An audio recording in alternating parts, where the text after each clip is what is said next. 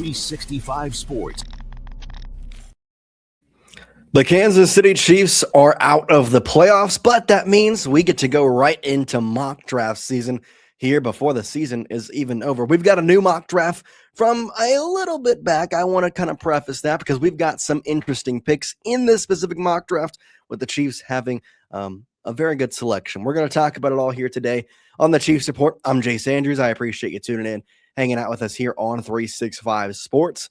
Want to make you real appreciative of this Christmas season and real appreciative of everybody who's been watching this show, either on YouTube or listening on Apple Music or Spotify. I really do want to say I appreciate you and thank you so much for making us a part of your daily Chiefs news. And so with that, we're going to go into our 7-round mock draft here today.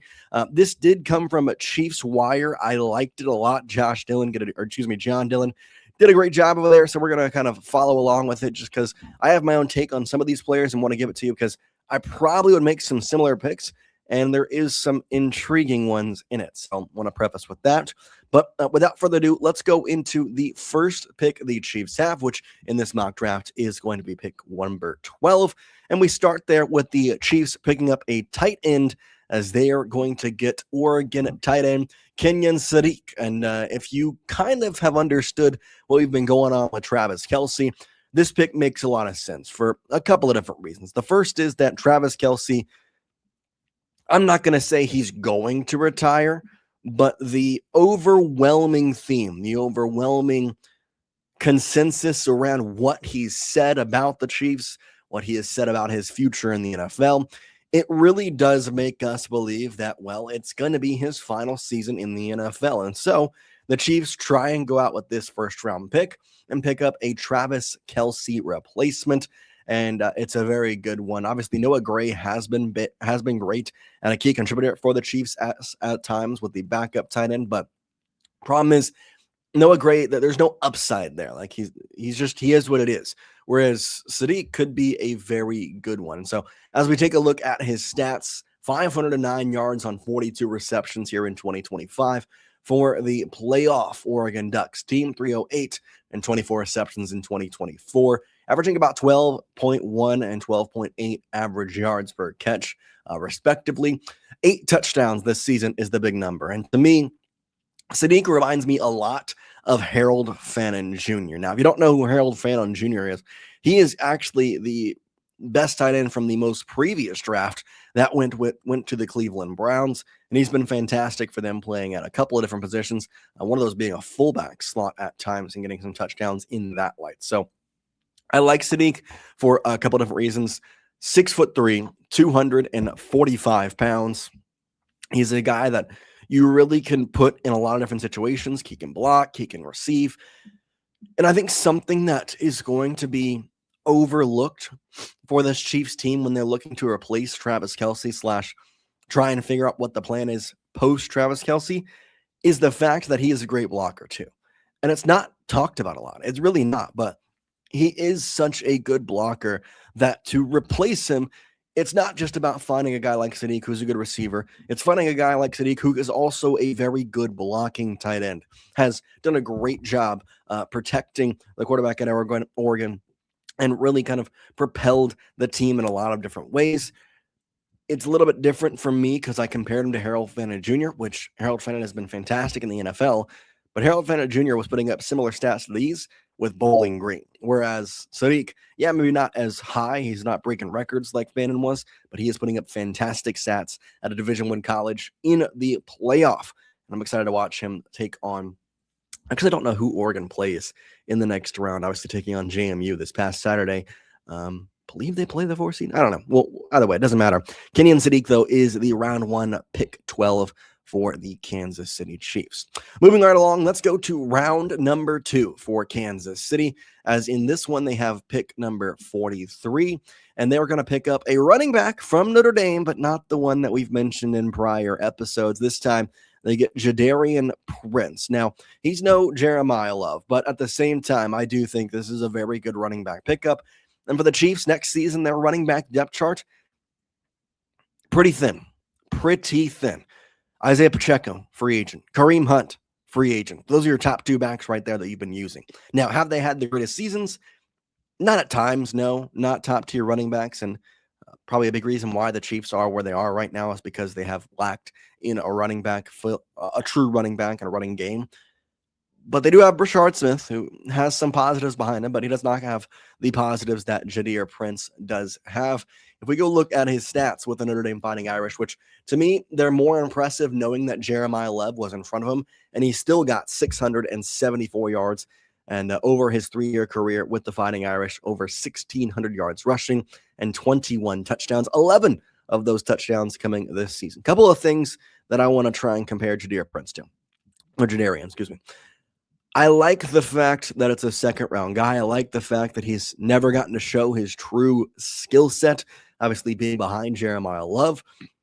He reminds me a lot, and I'm going to put this loosely because obviously he's been great, but Travion Henderson for the Patriots has been fantastic, and he in theory was not the first string running back for the Ohio State Buckeyes last year. That was Quinshon Judkins. However, guess the top two running backs in this past year's NFL draft? Quinshon Judkins and Travion Henderson. So this could kind of be a similar situation where Jeremiah Love and Jadarian Prince go out there and they're the top two running backs, the top two guys, and they both play fantastically. I think as of right now, my vote, at least, for NFL Offensive Rookie of the Year is Travion Henderson. I really do believe that is a slam dunk pick. A great job for the Patriots. They have not done well picking in racing history, but they got it right with Travion. And I really do think that Jadarian Prince could have a similar path in the NFL. And I'm not saying he's going to come out here and immediately be the offensive player of the year and the rookie player of the year, whatever, but I still think he can go out there and compete at a very high level. He hasn't gotten to show what he's been able to do as a number one running back, and this is a perfect one. So I think given if Price is on the board, I do like a lot of Jadarian Price. I think that if he's there in the early to mid second round, Chiefs should get him. However, that being said, this is all bet on that the Chiefs don't go with Jeremiah Love in the first round, because that's also a very viable option for me.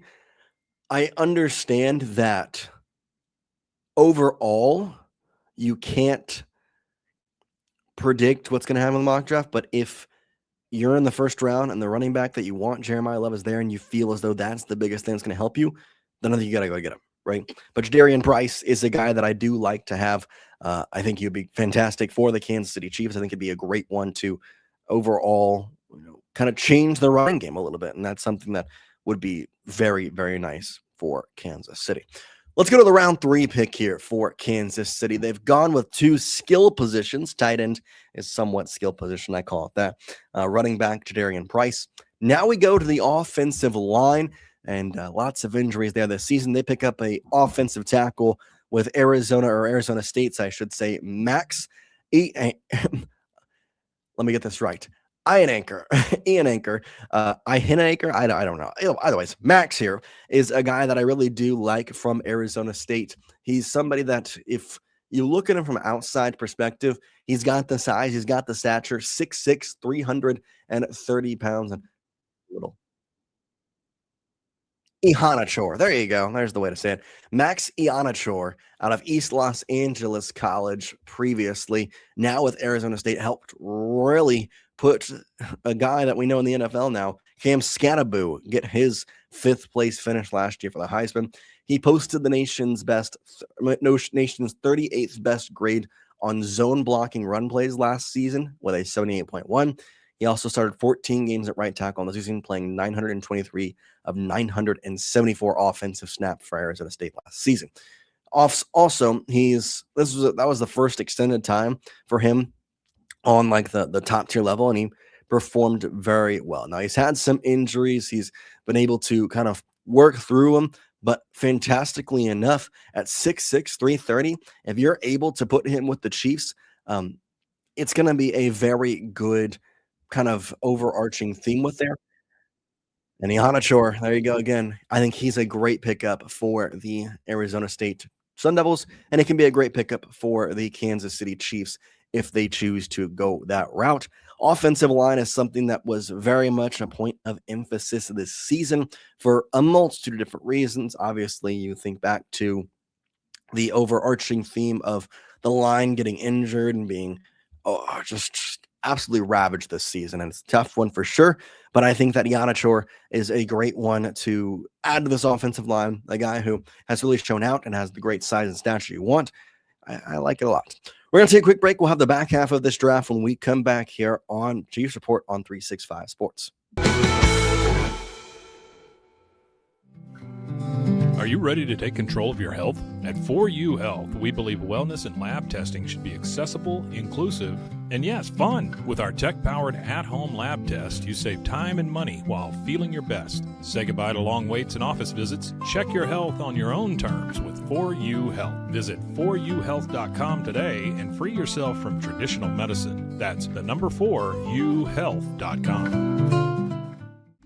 Get ready for epic savings at Best Buy. Right now, you can save up to $700 on select Alienware and Dell gaming products. Perfect for leveling up your gaming experience. Plus, grab the latest Android Google Pixel at an unbeatable price. Don't miss these incredible deals. Shop now at bestbuy.com and upgrade your tech today. At Fullwell, we bring together the expertise of registered dietitians, MDs, and OBGYNs to give you the best fertility support. Our research-backed bioavailable formulas are crafted with your health in mind, ensuring the highest quality and safety. From preconception to pregnancy and beyond, we exceed industry standards with independent testing for harmful contaminants. With our comprehensive practitioner directory, personalized care is always within reach. Fullwell, your trusted partner on your fertility journey. Visit us at fullwellfertility.com. Experience the perfect blend of exquisite craftsmanship and life-changing technology with Gevi. Every product is built with precision, featuring specialized parts that ensure durability, efficiency, and safety. We put every machine through 6,000 rigorous tests to guarantee long-lasting performance. With cutting-edge technology and a commitment to energy efficiency, Gevi makes your life easier, greener, and more convenient. Upgrade your everyday with Gevi. Visit us at gevi.com to discover more. That's gevi.com. Have you ever watched true crime television and wondered, how did they get that story? I can show you. I was a producer for 48 Hours on CBS News. In my exclusive tell-all book, I'll take you where no audience has ever gone before. Don't miss out. Secure your copy of Killer Story, The Truth Behind True Crime Television today. Available everywhere books are sold. With San, owning iconic furniture no longer requires paying a premium. We use the finest materials like Italian top-grain leather, known for its durability and luxurious feel, and apply meticulous attention to detail in every piece we create. Our replicas are crafted with the same care and precision as the originals, but a price that makes them accessible. With over 15,000 satisfied customers worldwide, we've proven that high-quality furniture doesn't have to come with a high price tag.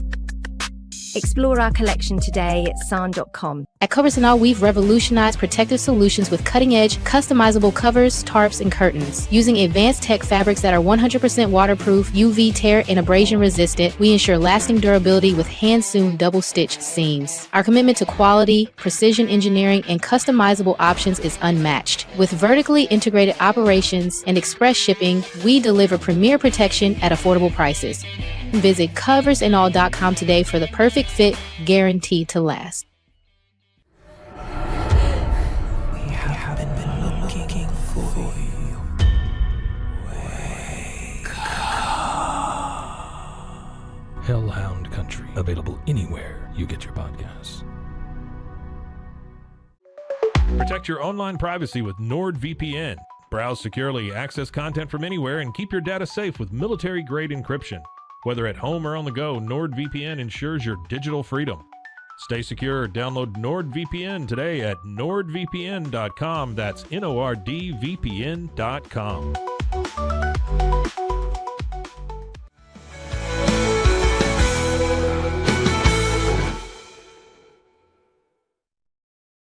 Welcome back to the Chiefs Report, a part of 365 Sports. I'm Jace Andrews. We're going through a 7-round mock draft for the Kansas City Chiefs.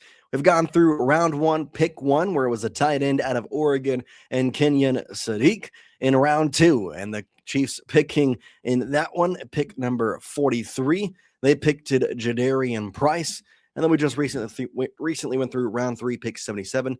in which the Chiefs picks Max Iheanachor. And Max Iheanachor, pretty good pick there at round 3. But we're going to continue on here. Go to round number 4 for the Kansas City Chiefs.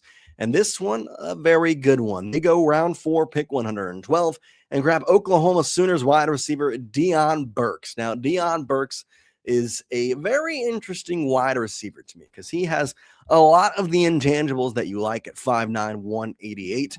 Reminds me of some previous Chiefs receivers. However, he's never really flourished at the Oklahoma Sooners college. 620 yards this past year with OU. Is coming off his first year with the Sooners in 2024 after transferring from Purdue. He had 31 receptions for 245 yards and 3 touchdowns with Oklahoma. But his last season in Purdue, the reason he was able to get to an SEC college, 47 receptions, 629 yards, and 7 touchdowns. That's a really dang good line for Deion Burks right there. The Chiefs and their wide receivers have been an interesting case this season because I know there's been some external problems and external or other internal things, issues, whatever you want to call it. I expected it to be better. I expected the combination of Rashee Rice and having Xavier Worthy out there to complement Juju Smith-Schuster and other guys that Hollywood Brown would make this better. But Hollywood Brown is a free agent after this year. And the wide receiver room, you want to try and figure out the best way to keep the depth alive. Tyquan Thornton was a great pickup this offseason, and could be something you keep for next year, depending on what happens with contracts and all that. But Deion Burks is one that I really do enjoy with this pick. I think it's again, I don't want to keep saying this because it's something that should be used a little lightly, but it's a guy who hasn't been able to flourish as much as maybe he could with a top-tier organization or franchise like the Kansas City Chiefs are. And so I think I would like this pick a very large amount. Deion Burks is the round 4 pick 112 for the Chiefs in this mock. We go to round number 5, and at pick 151, the Virginia Tech Hokies offensive tackle Tomas Rimac is your round 5 pick 151. Now, Tomas Rimac is an interesting guy for a couple of different reasons. Rimac started all 12 games this past year with the Virginia Tech Hokies, playing every position on the line except for center. Now, he was number 4, or rather the Hokies were number 4 in rushing offense in ACC because partially of him. And he had a run blocking grade of 60.4 according to PFF, logging 788 snaps. This is after he had played a couple of seasons at the West Virginia College as well, where he started 13 games and was named an all Big 12 honorable mention last year, having a 78.6 PFF overall grade in 2024, which ranked him 5th amongst Power 4 guards. And he was one of only 6 in that group who earned a 75+ grade as a pass blocker and a run blocker, playing at 935 snaps. Now, Tomas Rimac is a good pick to me for a specific reason. When you get down to these later picks or later rounds, round 5 and beyond, you want to get somebody who's versatile. You want to get somebody who fills a need for sure, obviously, but you want to get somebody that can fill a need in multiple different facets so that he can work out in other ways and see which one you like of them. And maybe if there's a need in one of those, maybe bigger than the others after NFL free agency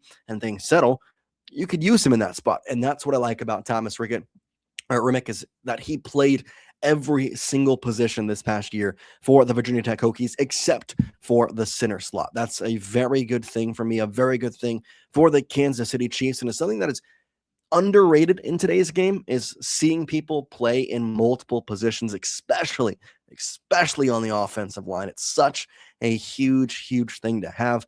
And in my mind, getting somebody in round 5 who has the ability to play on every single part of your offensive line, who, by the way, was injured for a majority of this season, I'm going to like that pick a lot. Now, the Chiefs don't have a round 6 pick, but they do have 2 in round 5.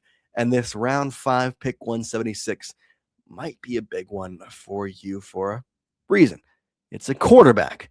And the quarterback is a former top recruit.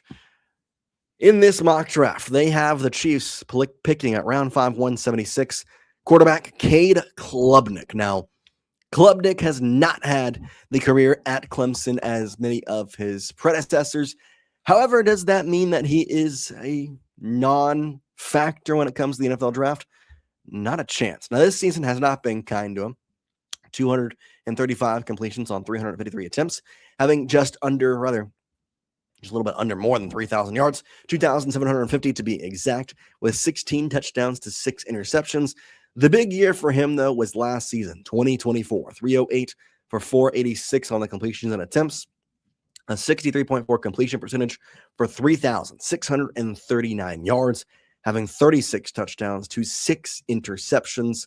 He did get sacked 23 times. That's not really his fault. His QB rating, though, was a 148.2 last year, which is the best amongst his 4 seasons with the Clemson Tigers. An Austin native, a guy who is very familiar with Kansas City in a little ways. I think that this is an intriguing pick for a couple of different reasons. Gardner Minshew obviously avoided the ACL tear, does have a very severe bone bruise. However, his contract is up at the end of the year. Chris Oladukin could stay here. I don't really know. This is a backup quarterback that you could rely on for years and years and years to come. Now, Klubnik, obviously, in his mind, wants to be a starter, but with the way that he's been perceived in his college game, with the way that he's maybe lack of developed in that timeline, I think this is a good pickup and say, hey, we've got a guy in the wings, can learn under Patrick Mahomes, will be a backup for a long time. And, who knows what happens? Who knows how that all goes? The potential is there for the Chiefs to not have Mahomes in week 1 next year. However, it's more than likely that he'll be available. But do you want to have somebody on the back end that you trust? I think this is a very good pickup. I think Klubnik will be there, run 5, pick 176. I really do. I, in my mind, believe that this is something for the Chiefs that it's a good pickup. It's a guy that has top-tier experience, and maybe it hasn't performed to the level you want, but the raw talent was there in high school. One of the top recruits back in that 2021 recruiting class. It's very good for him to come out here and potentially get developed, get taught, and makes for a very interesting pick at the round 5, 176 slot for the Chiefs. Let's go to round 7 as we go for the final pick in this mock draft for the Kansas City Chiefs. They're going to go back to the offensive line as this time they're going to get somebody in the state, or what the state the Kansas City Chiefs are moving to, as they go and get the Kansas Jayhawk, Bryce Foster. Now, Foster is one of the best players available, at least supposed to be, on day 3, and it's kind of impossible to pick late round picks. I do like Bryce Foster, very good guy to have on your offensive line, and is somebody that can really help out this Chiefs team. He was an honorable mention All Big 12 this season. He was an Outland Trophy preseason watch, also was a Shrine Bowl watch, had lots of stuff.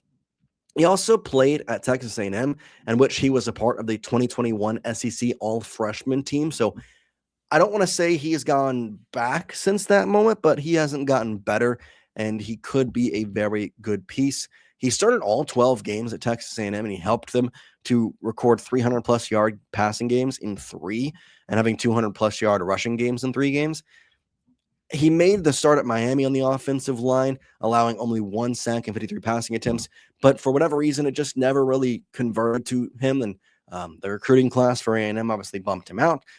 He's, again, raw talent that the Chiefs can go out there and develop larger and better skill sets behind him. And so I think that's a big thing for this draft. And what I've seen for kind of going over these is it's a bunch of raw talent that they can go and develop. And the Chiefs, I think they're pretty good at developing. So to go back through this entire mock draft, we go all the way back to the top here. Round 1, pick 12. They'll take Oregon Ducks tight end Kenyon Sadiq. At round 2, pick 43, they're going to take the running back out of Notre Dame, Jadarian Bryce. Then they'll go to round 3, pick 77 on the offensive line, Max Iheanachor, as they'll get a good offensive lineman there from the Arizona State Sun Devil team. They'll go to round 4, pick 112, and take a wide receiver out of OU in Deion Burks, who's averaging about 600 yards in the past 3 years. And then you go back to the offensive line in your first round 5 pick at 151 with Tomas Rimac. Then you get a QB at round 5, pick 176, grabbing Cade Klubnik, the QB out of Clemson. And finally, you round out your draft by sticking inside the area, going to the Kansas Jayhawk, getting Bryce Foster on the offensive line. That is your 7-round Chiefs mock draft. Let me know in the comment section if you're watching on YouTube how you feel about this. If you are listening on Apple Music or Spotify, don't be afraid to tweet me at @ChaseAndrews_. Tell me what you think of this mock draft and overall what your opinions are for the Chiefs on what they should do for the 2026 NFL Draft. That's what we got for you here today on the show. We do appreciate you watching, tuning in, and hanging out with us, and we will see you next time here on the show. Chief Support 365 Sports. I'm Chase Andrews. Peace out. 365 Sports.